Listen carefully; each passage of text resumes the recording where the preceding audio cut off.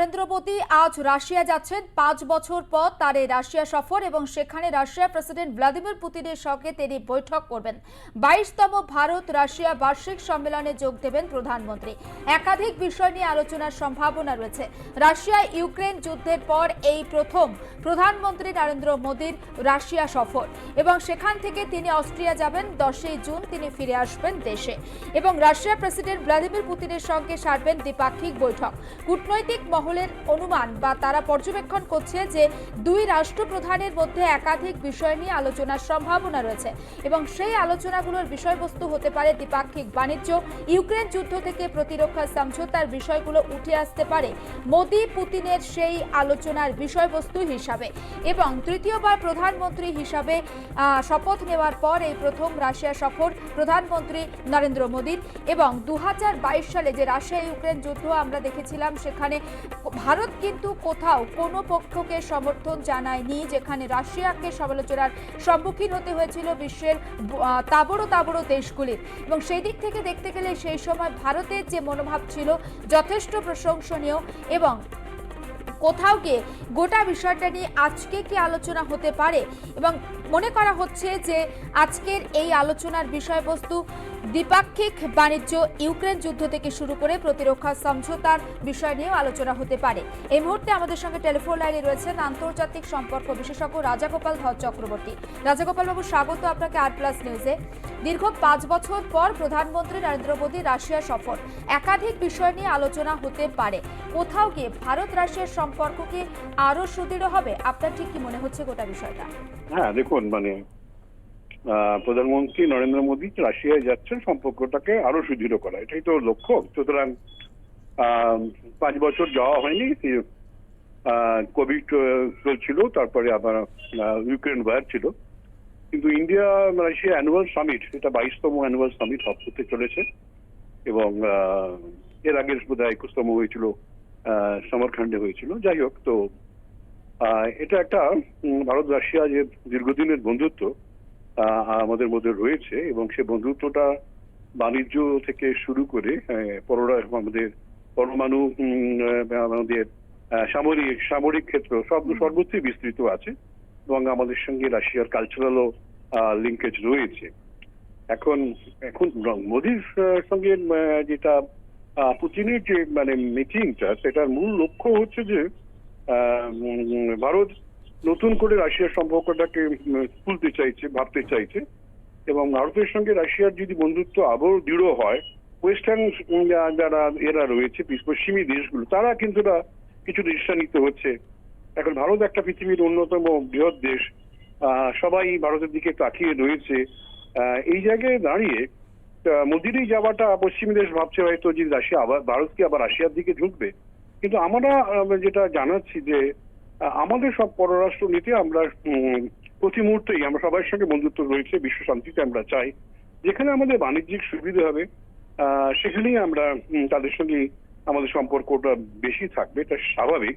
এবং একেবারে আমাদের অনুযায়ী, সুযোগ অনুযায়ী আমরা কাজ করব। একজনের সঙ্গে বন্ধুত্ব মানে একেবারে সেদিকেই আমরা একেবারে হয়ে থাকবো তা নয়। আমরা একটা সময় ছিল যখন ২০০৯ থেকে ১৩ যদি দেখেন, ভারতবর্ষের যে সামরিক জিনিসপত্র প্রায় ৭০-৭৬ ভাগ আমাদের সামরিক জিনিসপত্র আসতো রাশিয়া থেকে। এখন সেটা কমে গিয়ে 36% রয়েছে। কারণ আমরা মনে করছি যে রাশিয়ার যে সমস্ত জিনিসপত্র, সামরিক জিনিসপত্র, তার থেকে অনেক অ্যাডভান্স ফ্রান্স এবং আমেরিকায় তৈরি হচ্ছে, আমরা সেদিকেই ঝুঁকেছি। যাই হোক, এটা এখন রাশিয়ার আরো নতুন কিছু যন্ত্রপাতি তৈরি করছে, অস্ত্রশস্ত্র তৈরি করছে, সেগুলো আমাদের কোথায় কি কাজে লাগবে সেগুলো নিয়ে নিরন্তর যারা এই সময় বিশেষজ্ঞ তারা পর্যালোচনা করছেন। সেই সমস্ত চুক্তি নিশ্চয়ই হবে যদি সেরকম থাকে। তার চেয়ে বড় প্রয়োজন আমি যেটা মনে করি যে রাশিয়ার আমাদের সঙ্গে চীনের খুব ভালো বন্ধুত্ব আছে এবং চীন কিন্তু ভারতের সঙ্গে খুব একটা সম্পর্ক ভালো রাখতে চাইছে না। নানান সময় তাদের যে বৈরিতা সেটা দেখা যাচ্ছে। এখন আমাদের রাশিয়ার সঙ্গে রাশিয়ার সঙ্গে এই জায়গায় যে চীন যদি রাশিয়া যদি কোনো মধ্যস্থতা করে যে চীনের ব্যাপারটাতে এবং চীনকে যদি তারা বোঝাতে পারে যে ভারতের সঙ্গে তোমাদের বৈরতার প্রয়োজন নেই, কি এই দুটো দেশের মধ্যে সম্পর্ক কিছুটা যদি ইমপ্রুভ করে, তাহলে কিন্তু গ্লোবাল পলিটিক্সটাই পাল্টে যাবে। এখন সেই জায়গায় দাঁড়িয়ে রাশিয়া কিভাবে ভারতের বন্ধুত্বটাকে কাজে লাগাবে তার নিজের স্বার্থে এবং চীনের সঙ্গে ভারতের বন্ধুত্ব যদি করানো যায় কিনা, চীন ভারত রাশিয়া যদি একটা কোনো ধরনের মানে নতুন একটা যদি মিলন ক্ষেত্র তৈরি হয়, সন্ধি চুক্তি হয় ভারতে, হ্যাঁ, ব্যবসা বাণিজ্য থেকে, তাহলে কিন্তু বিশ্ব শান্তির একটা নতুন দিগন্ত তৈরি হবে বলে আমার ধারণা। এবং এই মুহূর্তে আমরা কোনো দেশের পক্ষে একেবারে হেলে থাকবো সেই ব্যাপারটা আর নেই। আমরা যেখানে আমাদের সুবিধা আমরা সেদিকেই যাচ্ছি, এবং আমেরিকার দিকেও আমরা ঝুঁকেছিলাম, অস্ত্রশস্ত্র সেখান থেকেও আমরা কিনছিলাম। আবার রাশিয়ারও কাছ থেকে মনে হচ্ছে তার ফেভার প্রয়োজন আছে, তার সঙ্গে সম্মানের সঙ্গে নানান ধরনের জিনিসপত্র কেনা বেচা ইত্যাদি করার সুযোগ আছে। এবং সেই হিসেবেই এই মোদির এই ভিজিটটা অত্যন্ত গুরুত্বপূর্ণ। দেখা যাক যে বিশ্ব শান্তির ব্যাপারে দুটো দেশ কি ভূমিকা গ্রহণ করে। রাষ্ট্রপুঞ্জের আমাদের যে পার্মানেন্ট সিকিউরিটি কাউন্সিল, আমাদের যে পার্মানেন্ট মেম্বারশিপ, সেখানেও রাশিয়া কতটা সাহায্য করতে পারে। রাশিয়ার ভেটো পাওয়ার আছে, চীন আটকে দিতে পারে, সেটাকে চীনকে কতটা তারা বোঝাতে পারে, এটা খুব গুরুত্বপূর্ণ। তো অস্ট্রিয়া তো বদলবর্তী যাচ্ছেন, অস্ট্রিয়ার সঙ্গে নানান বাণিজ্যিক চুক্তি হবে, ইনফ্রাস্ট্রাকচার, এনার্জি, কিন্তু একই লক্ষ্য আমাদের যে রাষ্ট্রপুঞ্জের যে সিকিউরিটি কাউন্সিল, সেখানে আমাদের যে পার্মানেন্ট মেম্বারশিপের কথাবার্তা চলছে, সেখানে যাতে অস্ট্রিয়ার সাহায্য পাওয়া যায়, ইউরোপিয়ান ইউনিয়নের সহায়তা পাওয়া যায়, এবং একই সঙ্গে রাশিয়ার সহায়তা পাওয়া যায়, তাহলে হয়তো ব্যাপারটা এগোবে।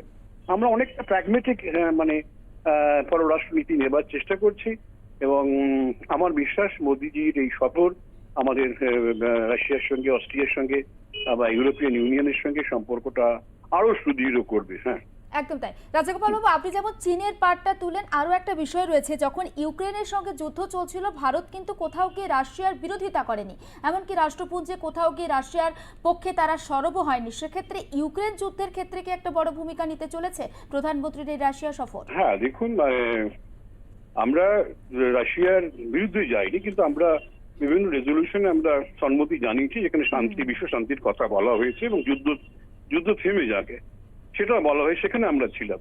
পরিষ্কারভাবে আমরা বলতে চাই, আমরা ইউক্রেনের পক্ষ নিতে পারবো না, কেননা রাশিয়াকে চটানো আমাদের পক্ষে সম্ভব নয়। আমরা নানানভাবে নির্ভরশীল।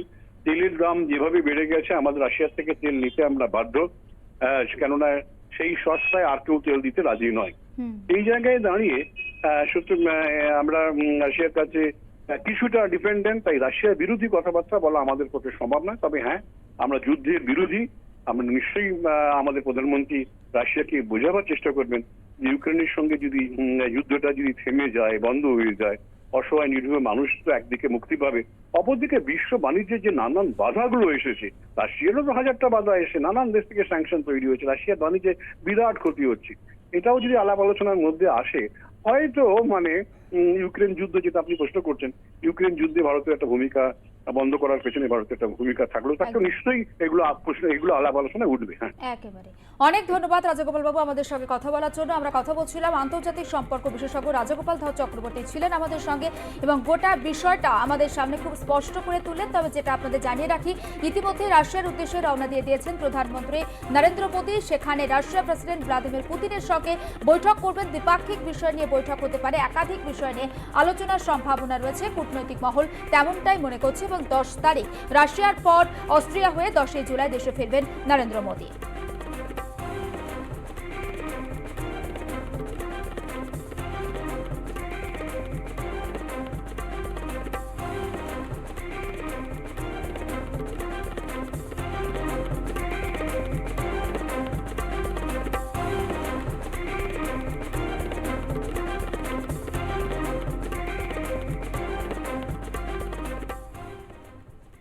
নজর রাখি পরবর্তী খবরের দিকে। হাওড়ার আবাদা স্টেশনের কাছে ডাউন লাইনে ওভারহেডে তার ছিঁড়ে বিপত্তি, ট্রেন চলাচল ব্যাহত হয় এবং প্রায় ঘণ্টাখানেক